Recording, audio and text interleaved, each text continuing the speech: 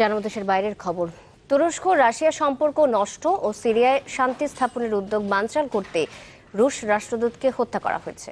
তুরস্কে নিযুক্ত রাষ্ট্রদূত আন্দ্রেই কার্লভকে হত্যার ঘটনায় এমন প্রতিক্রিয়া জানিয়েছেন রুশ প্রেসিডেন্ট ভ্লাদিমির পুতিন। একই ধরনের মন্তব্য করেছেন তুরস্কের প্রেসিডেন্ট রিসেপ তাইয়েপ এরদোয়ানও। তার অভিযোগের তীর দেশটির নির্বাসিত বিরোধী নেতা ফেতুল্লাহ গুলেনের প্রতি। হামলার নিন্দা জানিয়েছেন মার্কিন পররাষ্ট্রমন্ত্রী জন কেরি, ফ্রান্সের প্রেসিডেন্ট ফ্রাঁসোয়া ওলাদ, যুক্তরাজ্য এবং জার্মানি।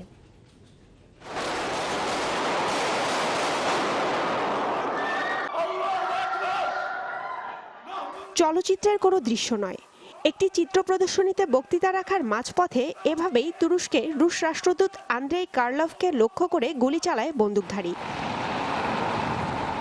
প্রত্যক্ষদর্শীরা জানান, চিত্র প্রদর্শনীতে ঢোকার পথে নিরাপত্তায় ছিল না কোনো আর্চওয়ে মেশিন।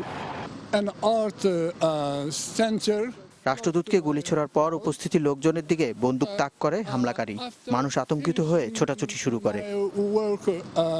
হামলার মিনিট 15 পরেই পুলিশের গুলিতে নিহত হন হামলাকারী। তিনি নিজেও ছিলেন তুরস্কের দাঙ্গা পুলিশের সদস্য। আলেপ্পোকে ভুলো না, সিরিয়াকে ভুলো না বলে চিৎকার করছিলেন।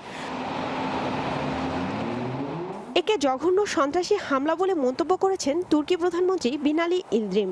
রাশিয়ার সাথে তুরস্কের বন্ধুত্ব নষ্ট করতেই এ ঘটনা ঘটানো হয়েছে। অভিযোগ তুর্কি প্রেসিডেন্ট রিসেপ তাইয়েপ এরদোয়ানের। রাশিয়ার সাথে আমাদের যে সম্পর্ক তা মধ্যপ্রাচ্যের রাজনীতির জন্য অত্যন্ত গুরুত্বপূর্ণ। যারা আমাদের এই সম্পর্ক নষ্ট করতে চায় তাদের আশায় ঘুরে বালি। রাশিয়ার সাথে আমরা একসাথে কাজ করে যাব। একই ধরনের মন্তব্য করেছেন রুশ প্রেসিডেন্ট ভ্লাদিমির পুতিনও। তার অভিযোগ, সিরিয়ার শান্তি ফেরানোকে বানচাল করতেই এই হামলা। সিরিয়ার সংকট কাটাতে শক্তিশালী ভূমিকা পালন করছে রাশিয়া। তুরস্ক, ইরান সহ অন্য দেশগুলো সিরিয়ার শান্তি ফিরিয়ে আনার পক্ষে। তাই রাষ্ট্রদূতকে হত্যার এই ঘটনার জবাব আমরা দিতে পারি কেবল জোরালোভাবে সন্ত্রাসের বিরুদ্ধে লড়াই করার মধ্য দিয়েই। 2015 সালে সিরিয়া তুরস্ক সীমান্তে রুশ যুদ্ধবিমান ভূপাতিত হলে তুরস্কের সাথে সম্পর্কের টানাপোড়েন তৈরি হয় রাশিয়ার।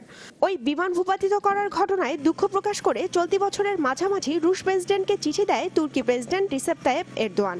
জোড়া লাগতে শুরু করে সম্পর্ক। গেল 15 জুলাই তুরস্কের ব্যর্থ সেনা অভ্যুত্থানের পর পশ্চিমা বিশ্বের সাথে তৈরি হওয়া দূরত্ব তুরস্ককে রাশিয়ার আরও কাছাকাছি নিয়ে যায়। রওনক জাহান, চ্যানেল 24।